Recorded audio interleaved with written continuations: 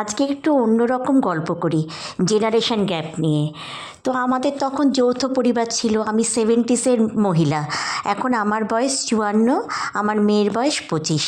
তো তখন আমাদের যেহেতু যৌথ পরিবার, কাকা কাকিমা, মা বাবা, জ্যাঠা জেঠিমা, পিসি ঠাকুমা দাদু সবার কাছে বকা খেতাম, কিন্তু কোনো রকম আমাদের কোনো ক্ষোভ ছিল না। কিংবা কাকিমা বকলো বা জেঠিমা বকলো দৌড়ে এসে মায়ের কাছে নালিশ করা, সেই সবও কিন্তু ছিল না। কেননা মার কাছে বললে আমি জানি আরও দুঘা খাবো, কাজেই অন্যায় করেছেও মার খেতে হবে, এটাই আমাদের ছিল। হ্যাঁ, কিন্তু এখন দেখুন, এখন যৌথ পরিবার তো নেই বলতে গেলে একদম। হ্যাঁ, আর যদি কেউ যদি একটু যদি একটু বকলো বা কাকিমা যদি একটু বকলো, সঙ্গে সঙ্গে এসে মায়ের কাছে নালিশ, ব্যাস ঝামেলা শুরু হয়ে গেল দুই পরিবারের মধ্যে, ব্যাস হয়ে গেল। আর একটা কী হলো, যে আমাদের টিচাররা যখন আসতো, স্যারেরা যখন বাড়িতে পড়াতে আসতো, আমাদের মনে আছে আমরা ভাই বোনেরা সব একসাথে পড়তে বসতাম। হ্যাঁ, তো আমার দাদা অনেক বড় ছিল, আর আমরা দুই ভাই, আমি আর আমার ছোটদা 1 বছরের ডিফারেন্স। তো আমাদের একই স্যার পড়াতো।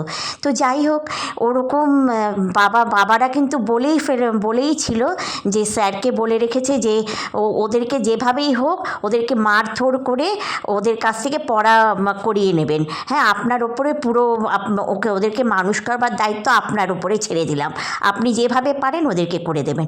আর স্যারেরাও খুব খুব ভয় পেতাম স্যারদেরকে। হ্যাঁ, কাজেই স্যারেরাও মারতো, কিছু হলেই স্কেল নিয়ে বসতো।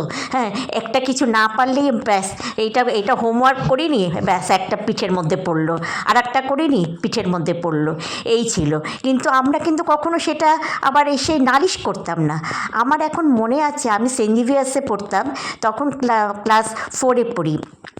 এমন আমাকে স্কেল দেয়, হোমওয়ার্ক করে নিয়ে যায়নি বলে এমন আমাকে, আমি মিস ডাকতাম, মিস এমন আমাকে স্কেল দিয়ে হাতে মেরেছিল যে আমার বাথরুমই ওখানে হয়ে গেছে, ওখানে টয়লেট হয়ে গেছে ক্লাসরুমের মধ্যে। তা সবাই হাসি খুব। আর তারপরে ওখানে খুব ভালো ছিল, ওনারাও কোনো প্রবলেম হতো না, ওনারাও সঙ্গে সঙ্গে চেঞ্জ করে দিত। কেন, আর স্কুলের মধ্যেই প্যান্ট ফ্যান্ট সব কিছু আলাদা আলাদা রাখা থাকতো আমাদের। ইনি আমার মা বাবা, দেখো আমার মেয়ে, আমার বোন, আমার মা। এবার কিন্তু আপনি এখন চিন্তা করুন, এখন যদি কোনো স্কুলের বাচ্চাকে যদি এরকম যদি জাস্ট একটু চড় মারে, তাহলে আপনি সেই রিয়াকশানটা দেখুন, পরের দিনই পেপারে উঠে যাবে যে বাচ্চাটাকে মারা হয়েছে আর এরকম, আর স্কুলে বিক্ষোভ দেখানো হবে। তাহলে এটাই হচ্ছে জেনারেশন গ্যাপ। হ্যাঁ, তা বলে আমাদের সময়কার মিশন বলতে কী ছিল, একটা ভালো মিশনে ভর্তি, কঠোর পরিশ্রম করলে তবেই মিশনে ভর্তি হতে পারতো। ছাকা ছাকা স্টুডেন্টরা মিশনে ভর্তি হতো। কেন, মিশন তখন প্রচণ্ড পরিমাণে নাম করা স্কুল ছিল। আর কারণ তার প্রচণ্ড কঠোর ওখানে শৃঙ্খলা, আর তার পড়াশোনাও খুব সাংঘাতিকভাবে পড়াশোনায় খুব ভালো। হ্যাঁ, এইসব স্যারেরাও ভীষণ কঠোরতা পালন করতো, শৃঙ্খলাবদ্ধ। তো এইসবের জন্যই মিশন আরও বেশি, স্টুডেন্টরা আরও বেশি ভালো হতো। তা বলে কি মিশনের আশ্রম ছিল না? তাও ছিল। আর আমরা ক্লাস 7-এ এসে আমি মিশনের পাশেই একটা বাংলা মিডিয়াম গার্লস স্কুলে ভবনাতে ভর্তি হই। হ্যাঁ, তখন সেখানেও আমাদের কঠোর পড়াশোনাটাও খুব ভালো ছিল এরকম। সেখানেও টিচারদের কাছে আমরা মার খেয়েছি, কিন্তু কোনোদিনও আমরা বলতে পারিনি এরকম কথা। হ্যাঁ, তো এটা জেনারেশন গ্যাপ। আর একটা কথা আমি বলছি, আমাদের সময় কি ডাক্তারি ইঞ্জিনিয়ারিং ছিল না, জয়েন্ট দিয়ে পেতে হতো। আর জয়েন্টে খুব ভালো ছেলেমেয়েরাই একমাত্র ডাক্তারি ইঞ্জিনিয়ারিংয়ে চান্স পেত। হ্যাঁ, তা যারা চান্স পেত তারা দেখুন এখনও কি চান্স পায় না, এখনও ভালো ভালো ছেলেমেয়েরাই চান্স পায়, কিন্তু তখন অত বেশি অত হারে চান্স পেত না। যতখানি পরীক্ষা দিত, তখন পরীক্ষা দেওয়ার সংখ্যাও কম ছিল, কিন্তু তাদের মধ্যেও বাছাই করা হয়ে চান্স পেত।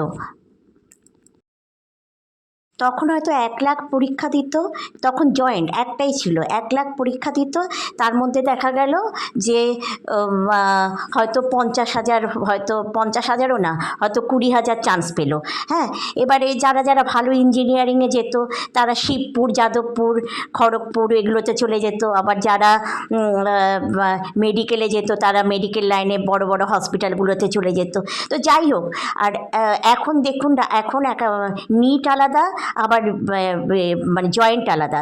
তাই এখানে কত লাখ করে করে পরীক্ষার্থীরা দিচ্ছে, সেরকম চান্সও পাচ্ছে। তবে আমার বক্তব্য এখানে এটা না, আমাদের তখন কীরকম বলুন তো, আমরা যে পড়েছি তখন রাজ্যের মধ্যেই কিন্তু আমরা ছিলাম। আমরা কিন্তু যারা জয়েন্ট দিয়েছিলাম, মেডিকেলে ছিলাম, তারা কিন্তু রাজ্যের মধ্যেই পড়াশোনা করেছি, রাজ্যে সরকারি চাকরিও পেয়েছি তখন। হ্যাঁ, এখন হয়তো আপনারা বলতে পারেন যে সরকারি চাকরি নেই বলে বাইরে চলে যাচ্ছে ছেলেমেয়েরা, কিন্তু সেটা না। এখন জানেন তো, তখন কিন্তু যে আমি কত মায়না পাবো, কত কী করব, এইটা কিন্তু কাজ করতো না। হ্যাঁ, আমরা সরকারি চাকরি পেয়েছি, ইঞ্জিনিয়ার হয়েছে, ভালো জায়গায় পেয়েছি, ঠিক আছে। তখন তো জানেনই 80s 90sে অতটা মায়নাও ছিল না রাজ্য সরকারের। হ্যাঁ, সেরকম। কিন্তু রাজ্য ছেড়ে কিন্তু কেউ বাইরে যাওয়ারও মানে আকাঙ্ক্ষা ছিল না যে বাইরে চলে যাব। কিন্তু আমার মেয়েকে দিয়েই আমি দেখতে পাচ্ছি যে এখন ওর সব বন্ধু, ম্যাক্সিমাম বন্ধুরা কেউ কানাডা, কেউ শ্রীলঙ্কা, কেউ সিঙ্গাপুর, কেউ ইউএসএ এইসব জায়গাতে পোস্টেড। এখন মেয়েও আমার ওরকম যে না, এখন আমিও যাব। ও আইসিএসসি দিয়ে ও জেআইএস থেকে ফার্মাসিউটিক্যাল নিয়ে পড়ে এখন উইপ্রোতে কর্মরত, তো ভালোই স্যালারি পায়। তো আমি ওকে বোঝালাম কি জানেন তো, যে তুই যদি ওখানে অসুস্থ হয়ে যাস তাহলে আমাদের এখানে আমরা কীভাবে থাকবো? আমরা চিন্তায় আমাদের একটা কিছু হয়ে যাবে, বাট আমাদের যদি কিছু হয় তুই চিন্তায় থাকবি, তুই কী করবি? তোরও তখন ওখানে কাজে মন টিকবে না, তোরও তার অফিসে তোর কাজ করতে মন টিকবে না, তাহলে ওই গিয়ে লাভ নেই। শুধু পয়সাটাই জীবনের সব না, সম্পর্কটা জীবনের আসল। হ্যাঁ, এইভাবে ওকে ও তারপরে যাই হোক বুঝতে পারলো। আমি তাই ভাবি যে কত জেনারেশন গ্যাপ। এই জেনারেশন এখন শুধু পয়সা চেনে, এই জেনারেশন এখন প্রতিবাদ করতে জানে, এই জেনারেশন এখন কিছু হলে প্রতিবাদে মুখর হয়ে যায়। হ্যাঁ, চিন্তা করুন। কিন্তু আমাদের সময় কিন্তু আমরা এরকম ছিলাম না, আমরা মুখ বুজে সব সহ্য করতাম। এদের সহ্য ক্ষমতা অত্যন্ত কম। এরা জানে যে একটা বললে, একটা চড় খেলে 5টা চড় দিতে হবে। এরা এইভাবে অভ্যস্ত। কিন্তু এটাই কিন্তু জীবনের সব না। আমার মনে হয় যে নৈতিকতাটা বাড়ি থেকেই শেখানো উচিত। হ্যাঁ, এখন তো স্কুলে দেখুন তো, স্কুলের তো ম্যাডামরা ভয় পায় এখন নৈতিকতা। এই যে সবাইকে নিয়ে থাকার আনন্দ, হ্যাঁ, এই জিনিসটাই এরা বুঝলো না। এরা ছোটোবেলা থেকে খেলার জায়গা পেল না। এদেরই বা কী করে দোষ দিই বলুন তো? এদেরও তো দোষ দেওয়া যায় না। হ্যাঁ, এরা না মুক্ত আকাশে খেলতে পারলো, না এরা একটুখানি মানে কাকা কাকিমা জ্যাঠা জেঠিমাদের দেখলো, সবারই একটা করে বাচ্চা, এদেরও দোষ দিই না। এটাই হয়েছে জেনারেশন গ্যাপ।